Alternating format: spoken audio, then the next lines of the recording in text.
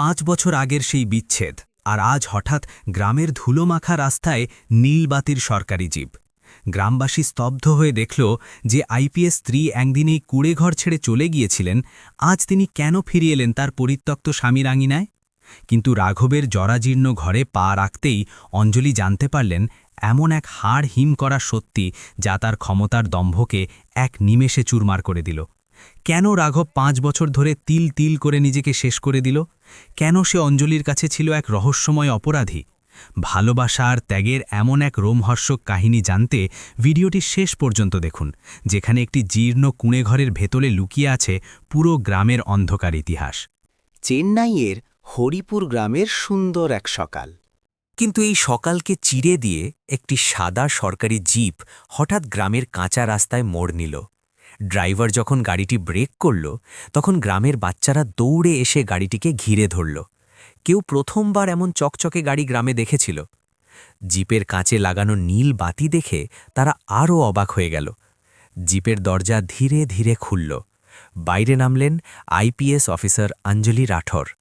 দ্রুত পদক্ষেপ, সাদা ক্রিস্প ইউনিফর্ম, শক্ত চেহারা আর চোখে এক অন্যরকম ক্লান্তি। আজও তার ব্যক্তিত্বে সেই তেজ ছিল যা পুরো জেলায় আলোচনার বিষয় হয়ে থাকত। কিন্তু চেহারাটা অদ্ভুতভাবে ভেঙে পড়া, কোথাও না কোথাও যেন ভিজে আছে। গ্রামবাসীর জন্য এই দৃশ্যটি কোনো সিনেমার মতো ছিল। আইপিএস ম্যাডাম এখানে, এই দূরের গ্রামে, তাও আবার একা? কিছু মহিলা তাদের শাড়ি ঠিক করতে করতে চৌখাট থেকে উঁকি দিতে লাগলেন। বাচ্চারা কাঁধ উচকাল। পুরুষেরা নিজেদের মধ্যে কানাঘুষো শুরু করল। কিন্তু অঞ্জলি কারো দিকে তাকাচ্ছিলেন না। তার চোখ শুধু একটি দিকেই স্থির ছিল। গ্রামের এক প্রান্তে দাঁড়িয়ে থাকা মাটি আর ত্রিপল দিয়ে তৈরি একটি পুরনো কুঁড়েঘর। সেই কুঁড়েঘরটির সাথেই তার জীবনের একটি বন্ধ অধ্যায় দাফন হয়েছিল। সেই ঘরে থাকা মানুষটি তার ডিভোর্সপ্রাপ্ত স্বামী রাঘব। 5 বছর আগে অঞ্জলি আর রাঘবের সম্পর্ক কোনো সাধারণ দম্পতির মতো ছিল না। একদিকে দেশের টপার আইপিএস অফিসার, অন্যদিকে এক সহজ সরল গ্রামের ছেলে যে তার বাবার ছোট চাষবাস সামলাত। দুজনের দেখা কোনো কাকতালীয় ব্যাপার ছিল না, ছিল ভাগ্য আর বিয়েও। কিন্তু ভাগ্য তার নিজের হিসেবে খেলা করে। অঞ্জলি ছিলেন উচ্চাকাঙ্ক্ষী, শৃঙ্খলাপ্রিয়। রাঘব ছিল সরল মনের, নরম অনুভূতিকে গুরুত্ব দেওয়া মানুষ। দুজনের জগৎ আলাদা ছিল, খুব আলাদা। বিয়ের পর কয়েক মাস সব ঠিকঠাক চলল, কিন্তু তারপর ঝগড়া শুরু হলো। কাজ নিয়ে, সময় নিয়ে, অঞ্জলির ডিউটি নিয়ে, রাঘবের আর্থিক দুর্বলতা নিয়ে। একদিন কথা এতটাই বাড়ল যে অঞ্জলি ডিভোর্সের সিদ্ধান্ত নিয়ে নিলেন। রাঘব বাধা দেয়নি, সে শুধু এতটুকুই বলেছিল, যদি তোমার মনে হয় আমি তোমার বোঝা হয়ে আছি, তবে আমি চলে যাচ্ছি। আর সে সত্যিই চলে গেল, গ্রামে ফিরে আসলো, নিজের কুঁড়েঘরে থাকতে শুরু করল। অঞ্জলি ভেবেছিলেন সময়ের সাথে সাথে সব ভুলে যাবেন, কিন্তু সত্যিটা হলো তিনি নিজেকে কোনোদিন ক্ষমা করতে পারেননি। তার মনে হতো তিনি একজন ভালো মানুষকে শুধু এ কারণে হারিয়েছেন কারণ তিনি নিজের উচ্চাকাঙ্ক্ষা আর রাগে অন্ধ ছিলেন। তবুও 5 বছর ধরে তিনি কোনোদিন তার সাথে দেখা করতে যাননি। না সে ডেকেছিল, না তিনি খোঁজ নিয়েছিলেন। তাহলে আজ এমন কি হলো যে তিনি হঠাৎ এখানে পৌঁছলেন? অঞ্জলি দীর্ঘশ্বাস নিলেন। বুক এত জোরে ধরফর করছিল যেন তা বুক চিরে বাইরে বেরিয়ে আসবে। তিনি কুঁড়েঘরের দিকে পা বাড়ালেন। কাঁচা মাটির ওপর তার চকচকে জুতো দেপে যাচ্ছিল। তার চোখে ছিল ভয়, এক অপরাধ বোধ আর এক প্রশ্ন, সে কি আমাকে ঘৃণা করবে? কুঁড়েঘরের কাছে পৌঁছে দেখলেন সামনে একটি পুরনো চারপাই, পাশে ভাঙা বালতি, দড়িতে শুকাতে দেওয়া তালিমারা কাপড়, আর দরজায় ঝোলানো একটি ছোট তালা। তালা? সে কি বাইরে গেছে? অঞ্জলি এক বৃদ্ধা মহিলাকে ডাকলেন, যিনি ছাগলকে খাবার দিচ্ছিলেন। মা, এই ঘরটা কি রাঘবের? তার নিজের গলাই কেঁপে উঠল। বৃদ্ধা কাকে ওপর থেকে নিচ পর্যন্ত দেখলেন। আইপিএস ইউনিফর্ম দেখে চেনা মুশকিল ছিল না যে ইনি কোনো বড় অফিসার। হ্যাঁ মা, রাঘবেরই ঘর, সে বলল। তারপর হঠাৎ তার চেহারা বিষণ্ণ হয়ে গেল। কিন্তু তুমি কে, কেন জিজ্ঞেস করছো?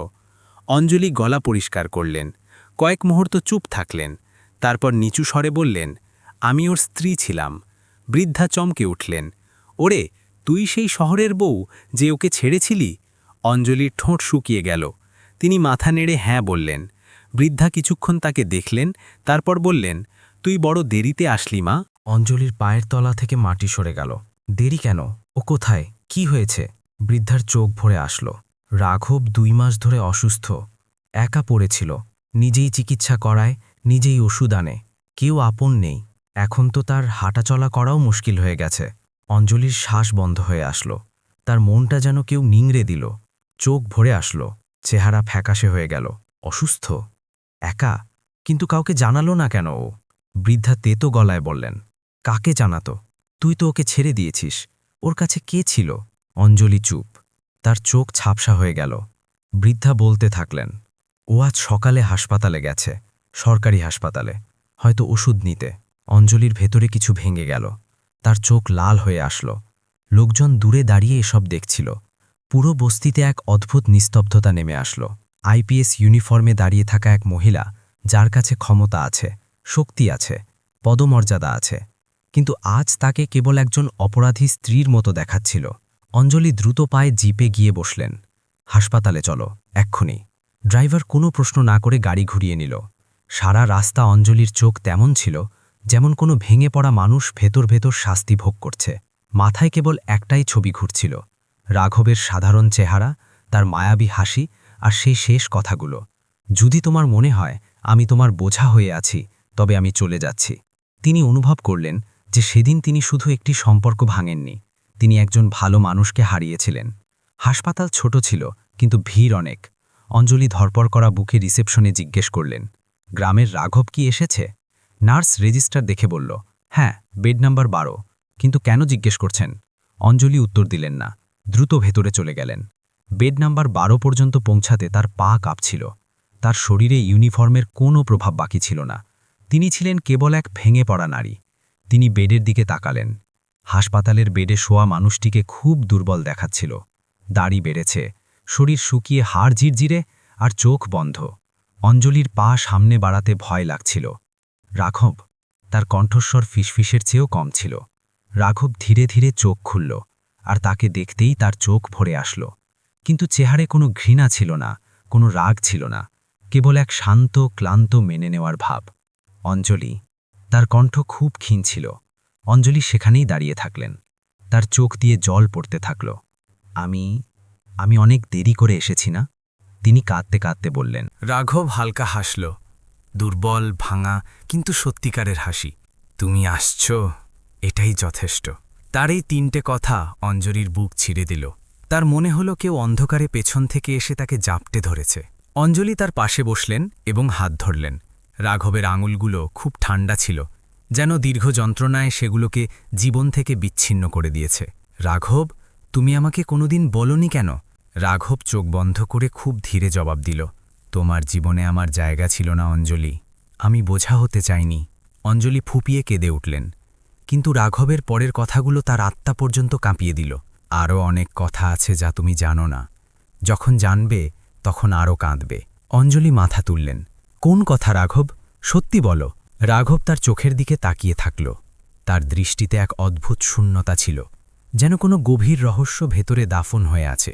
সব বলবো, কিন্তু এখন নয়। অঞ্জলি তার হাত শক্ত করে ধরলেন। না, আজ সব বলতে হবে। রাঘব, আজ আমি কোনো সত্যি থেকে ভয় পাব না। রাঘব হালকা হাসল। তুমি ভয় পাবে অঞ্জলি, পুরো গ্রাম স্তব্ধ হয়ে যাবে, কারণ সত্যিটা খুব তেতো, খুব ভারী। অঞ্জলির শ্বাস আটকে গেল। আর এটাই ছিল সেই মুহূর্ত যা পরবর্তী রহস্যের ভিত্তি স্থাপন করে দিল। একটি এমন সত্যি যা শুধু স্বামী স্ত্রীর নয়, পুরো গ্রামের ইতিহাস বদলে দেওয়ার মতো। হাসপাতালের ঘরের জানালা দিয়ে আসা সকালের হালকা রোদ সরাসরি রাঘবের চেহারায় পড়ছিল। তার মুখে সেই পুরনো সরল হাসিটি ছিল, কিন্তু এখন সেই হাসিতে এক গভীর যন্ত্রণা লুকিয়েছিল, যা অঞ্জলি পরিষ্কার দেখতে পাচ্ছিলেন। অঞ্জলি তার পাশে বসে রাঘবের হাত ধরেছিলেন। সবসময় শক্ত আর শৃঙ্খলাপ্রিয় অঞ্জলি আজ এক ভেঙে পড়া স্ত্রী, অনুতাপে নিমজ্জিত, ভয়ে জড়ানো, আর কোথাও না কোথাও আশায় বুক বাঁধা, যে হয়তো দেরিতে হলেও সব ঠিক হয়ে যেতে পারে। কিন্তু রাঘবের চোখে সেই আশা ছিল না। তার চেহারায় এক শান্ত মেনে নেওয়ার ভাব ছিল, যেন সে আগে থেকেই সব জানত। ঘরটা শান্ত ছিল, দেয়াল ঘড়ির টিকটিক আওয়াজই ছিল একমাত্র শব্দ। কিছুক্ষণ পর অঞ্জলি ধীরে ধীরে বললেন, রাঘব, সেই তেতো সত্যিটা কি? তুমি কেন বলছো যে পুরো গ্রাম স্তব্ধ হয়ে যাবে? রাঘব হালকা শ্বাস নিল। অঞ্জলি, অনেক কিছু এমন আছে যা তুমি জানো না, যা তোমার জানা উচিত ছিল, কিন্তু আমি নিজেই লুকিয়েছি। কেন? অঞ্জলির চোখ ভরে আসলো। রাঘব তার চোখের দিকে তাকিয়ে ধীরে ধীরে বলল, কারণ আমি তোমাকে দুঃখ দিতে চাইনি, কারণ আমি তোমার পথের বোঝা হতে পারতাম না, আর কারণ তোমার কেরিয়ারের জন্য আমাকে একটা বড় সিদ্ধান্ত নিতে হয়েছিল, যা হয়তো তুমি জানতে পারলে আজ তুমি আইপিএস হতে পারতে না। অঞ্জলির বুক ধড়াস করে উঠল। রাঘব, তুমি কি বলছো? কোন সিদ্ধান্তের কথা বলছো? রাঘব কয়েক মুহূর্ত চোখ বুজে থাকল, তারপর বলল, 5 বছর আগে তোমার বিরুদ্ধে একটি মিথ্যে অভিযোগ জমা পড়েছিল, তোমার প্রমোশনের ঠিক 1 সপ্তাহ আগে। সেই অভিযোগ যদি আগে বাড়ত, তবে তোমার কেরিয়ার শেষ হয়ে যেতে পারত। অঞ্জলি স্তব্ধ হয়ে গেলেন, তার শ্বাস আটকে গেল। কিছুক্ষণ পর তিনি ভাঙা গলায় বললেন, কিন্তু আমার ফাইলে তো এমন কোনো অভিযোগ জমা পড়েনি, আমাকে তো কোনোদিন জানানোই হয়নি। রাঘব তার আঙুলগুলোতে হালকা চাপ দিল, কারণ আমি সেটা জমা হতেই দিইনি। অঞ্জলির শ্বাস রোধ করে রাঘবকে দেখতে থাকলেন। রাঘব ধীরে ধীরে বলতে শুরু করল, সেই অভিযোগ গ্রামের কিছু ধনী লোক করেছিল। তারা তোমার তদন্তকে ভয় পেত। তুমি তাদের অনেক বেআইনি কাজ ধরে ফেলেছিলে। তারা চেয়েছিল যে কোনোভাবে তোমাকে নামানো হোক। তারা আমার কাছে প্রস্তাব পাঠালো আর বদলে দাবি করল যে আমি যেন তোমার বিরুদ্ধে বয়ান দিই, যাতে অভিযোগ আরও মজবুত হয়। অঞ্জলির চেহারা শূন্য হয়ে গেল। তারা তোমার কাছে আমার বিরুদ্ধে বয়ান চেয়েছিল? হ্যাঁ, রাঘব বলল। তারা জানত যে তোমার স্বামীর বয়ান সবচেয়ে ভারী হবে, আর যদি সেই বয়ান যেত তবে তোমার প্রমোশন আটকে যেত, হয়তো তোমাকে 3 বছরের জন্য সাসপেন্ড করা হতো। অঞ্জলির চোখ ভরে আসলো। রাঘব, তুমি আমাকে কেন বলনি? তুমি একা কি করে সহ্য করলে এসব? রাঘব ক্লান্ত হয়ে হাসল, কারণ আমি চাইনি তোমার কেরিয়ারে আমার নাম কোনোদিন বাধা হয়ে দাঁড়াক। তোমাকে শুধু এগিয়ে যেতে দেখতে চেয়েছিলাম, যদিও আমাকে পিছিয়ে যেতে হয়েছে। অঞ্জলির গাল বেয়ে জল নামতে থাকল। তাহলে তুমি কি করেছিলে? রাঘব নিচু স্বরে বলল, আমি ওই লোকগুলোর সামনে সোজাসুজি দাঁড়িয়ে গেলাম। পরিষ্কার বলে দিলাম যে আমি মিথ্যে বয়ান দেব না। তারা ধমকালো, লোভ দেখালো, কিন্তু আমি রাজি হলাম না। তারপর, অঞ্জলি ফিসফিস করে বললেন, তারপর?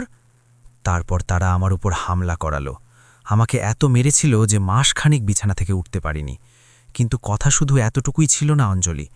এখনও পর্যন্ত যা শুনেছেন অঞ্জলি, তা তাকে ভেঙে ফেলার জন্য যথেষ্ট ছিল, কিন্তু সামনে যা আসতে চলেছে তা তার জন্য সহ্য করা আরও কঠিন ছিল।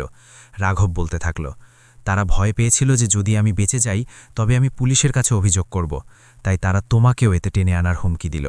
বলল যে যদি আমি তাদের সাথ না দিই তবে তারা তোমার কেরিয়ার শেষ করে দেবে, তোমাকে ভুল কেসে ফাঁসিয়ে দেবে, তোমার বিভাগে গুজব ছড়াবে আর তোমার নাম বরবাদ করে দেবে। অঞ্জলি রাঘবের হাত শক্ত করে ধরলেন, তার শ্বাস কাঁপছিল। রাঘব, তুমি আমাকে কেন বলনি? তুমি আমার সাথে লড়াই করতাম। আমি আমার ইউনিফর্মের কসম খেয়ে বলছি, আমি কোনো মূল্যে তাদের ছেড়ে দিতাম না। রাঘব ক্লান্ত হাসির সাথে বলল, এটাই কারণ ছিল যে আমি তোমাকে কিছু বলিনি। তুমি শক্তিশালী, জেদি আর চরম সৎ। তুমি কোনো মূল্যে মাথা নোয়াতে চাও না, কিন্তু যদি তুমি তাদের সাথে সংঘর্ষে জড়াতে তবে হয়তো তোমার ভারী ক্ষতি হতো। তাই আমাকে সেটাই করতে হয়েছিল যেটা সেই সময় সবচেয়ে ঠিক মনে হয়েছিল। অঞ্জলির চোখ দিয়ে জল ঝরতে থাকল। কি করেছিলে তুমি? রাঘব তার চোখের দিকে সেই শান্ত ভালোবাসার সাথে তাকালো। আমি তোমাকে নিজের থেকে দূরে করে দিয়েছিলাম অঞ্জলি। আমি নিজেকে সেই মানুষটি বানিয়ে নিলাম যাকে তুমি ঘৃণা করো, যার সাথে তুমি সম্পর্ক শেষ করে দাও, যার থেকে আলাদা হয়ে তুমি নিজে ক্যারিয়ারে এগিয়ে যেতে পারো। অঞ্জলি স্তব্ধ হয়ে গেলেন, তার হাত কাঁপতে লাগল। তিনি মাথা নিচু করে কাঁদতে শুরু করলেন। রাঘব, তুমি আমার জন্য নিজের জীবন বরবাদ করে দিলে। তুমি আমার স্বপ্নের জন্য নিজেকে একা করে দিলে। তুমি আমাকে বাঁচানোর জন্য আমাদের পুরো বিয়ে বাজি রেখে দিলে। রাঘব খুব ধীরে বলল, হ্যাঁ, কারণ ভালোবাসা কখনো কখনো একসাথে থাকাতে নয়, বরং কাউকে বাঁচানোর জন্য দূরে সরে যাওয়াতেও থাকে। অঞ্জলি তার বুকে মাথা রেখে কাঁদতে থাকলেন। সেই মুহূর্তে হাসপাতালের ঘরটি কোনো মন্দিরের মতো পবিত্র মনে হতে লাগল। এক স্ত্রী ভেঙে পড়ছিল, এক স্বামী হাসছিল, আর তাদের মাঝে দাঁড়িয়েছিল 5 বছরের ভুল বোঝাবুঝির পাহাড়, যা এখন গলতে শুরু করেছিল। কিছু মিনিট পর অঞ্জলি নিজেকে সামলে নিয়ে জিজ্ঞেস করলেন, রাঘব, তুমি যদি এসব আমার জন্য করে থাকো তবে 5 বছর ধরে আমার থেকে দূরে কেন ছিলে? কেন ফিরে আসনি? কেন একা লড়াই করলে? রাঘবের চোখ গভীর হয়ে গেল। কারণ অঞ্জলি, আমি মেনে নিয়েছিলাম যে যদি আমি তোমার জীবনে থাকি তবে তুমি কোনোদিন আজকের আইপিএস অঞ্জলি রাঠোর হতে পারতে না। আর সত্যি বলি, আমার ভয় ছিল যে যদি তুমি আমার সত্যিটা জেনে নিতে তবে তুমি আমার কাছে ফিরে আসতে চাইতে, আর আমি চাইনি যে তোমাকে তোমার ক্যারিয়ার, তোমার ভবিষ্যৎ বা তোমার সম্মান খোয়াতে হোক। অঞ্জলি যন্ত্রণায় চিৎকার করে উঠলেন। তাহলে তুমি এসব একা সহ্য করলে, অসুস্থ হলে, ভেঙে পড়লে, থচনচ হয়ে গেলে, আর আমার মনে হলো যে তুমি আমাকে ছেড়ে চলে গেছ। রাঘবের চোখ ভিজে আসলো। হ্যাঁ, আমি একা ছিলাম, কিন্তু আমার মনে হয়েছিল যে তুমি খুশি আছো, আর সেটাই আমার জন্য যথেষ্ট ছিল। অঞ্জলির শ্বাস বন্ধ হয়ে আসলো। আজ তিনি নিজেকে পৃথিবীর সবচেয়ে ব্যর্থ মানুষ মনে করছিলেন। রাঘব, তুমি আমাকে তোমার যন্ত্রণার থেকেও দূরে রাখলে। রাঘব বলল, কারণ এটা আমার সিদ্ধান্ত ছিল, আমার বোঝা। অঞ্জলি কাঁদতে কাঁদতে ধীরে ধীরে বলে উঠলেন, কিন্তু আজ আমি কেন এসেছি জানো? রাঘব হালকা মাথা নাড়ল। অঞ্জলি বললেন, কারণ আমার মন প্রতিদিন চিৎকার করত যে আমি একজন ভালো মানুষকে হারিয়েছি, আর যখন শুনলাম তুমি অসুস্থ, একা আছো, তখন আমার পা নিজে থেকেই ছুটে আসলো। রাঘব তাকে যন্ত্রণাদায়ক হাসির সাথে দেখতে থাকল। অঞ্জলি, জীবন তোমাকে অনেক উচ্চতা দিয়েছে, কিন্তু আমি এখন তোমার জীবনের অংশ হতে পারবো না। অঞ্জলি ঘাবড়ে গেলেন। কেন, কেন নয়? রাঘব জানালার বাইরে তাকালো, যেখানে রোদ ছড়িয়ে পড়ছিল। কারণ আমার কাছে এখন বেশি সময় নেই। অঞ্জলির বুক ধরফরানি বন্ধ হয়ে গেল। কি মানে? রাঘবের চোখে এক ভারী সত্যি ভেসে উঠল। আমার চিকিৎসা দেরিতে শুরু হয়েছে। ডাক্তারদের কথা অনুযায়ী অবস্থা গুরুতর। অঞ্জলি চিৎকার করে তার হাত ধরলেন। না রাঘব, তুমি আমাকে এভাবে ছেড়ে যেতে পারো না। আমি আবার তোমাকে হারাবো না। না, না। রাঘব তার মাথায় হাত রেখে বলল, অঞ্জলি, এখনও অনেক কিছু জানা বাকি।